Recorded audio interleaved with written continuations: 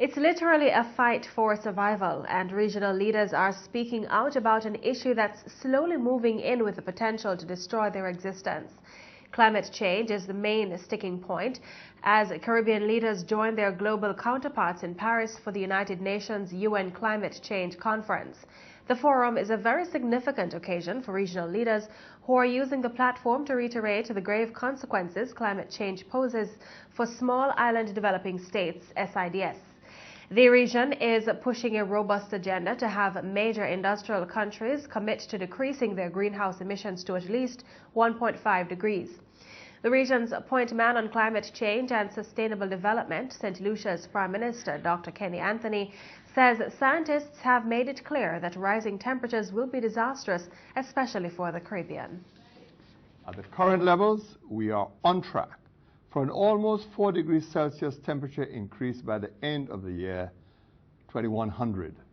The greenhouse gas emissions cuts that have been proposed by the countries in their intended nationally determined contributions, or INDCs, will still result in a 2.7 degrees Celsius warming by the end of the century.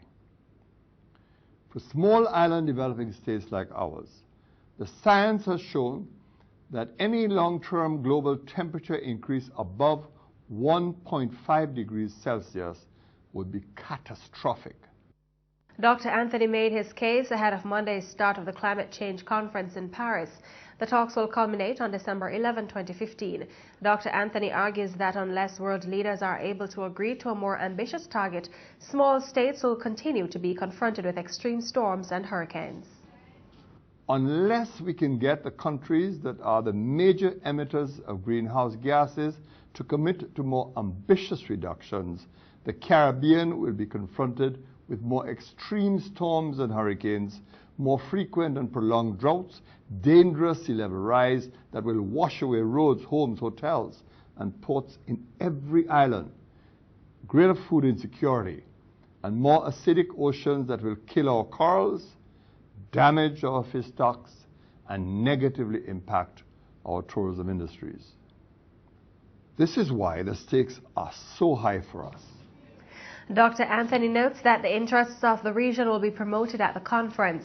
He says CARICOM will be advocating for a number of initiatives, including a comprehensive legally binding agreement that commits all countries to limit the long-term temperature increase to no more than 1.5 degrees Celsius, which is above pre-industrial levels. Retention of the principle of special circumstances and unique vulnerabilities of small island developing states.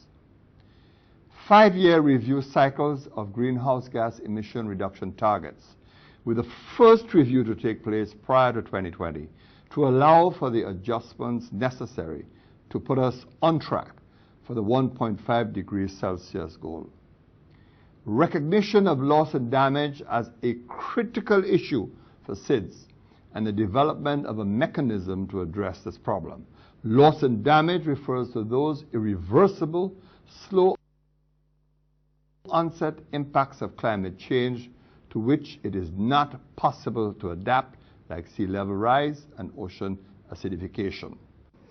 150 leaders from across 195 countries are attending the Climate Change Conference. Among the leaders are U.S. President Barack Obama, British Prime Minister David Cameron, along with host President Francois Hollande. In the meantime, several Caribbean leaders were present on Monday's opening day of the conference, including Antigua and Barbuda's Prime Minister Gaston Brown, Bahamas' Perry Christie, Frondell Stewart of Barbados, Dr. Keith Mitchell of Grenada, and St. Kitts and Nevis' Prime Minister Dr. Timothy Harris.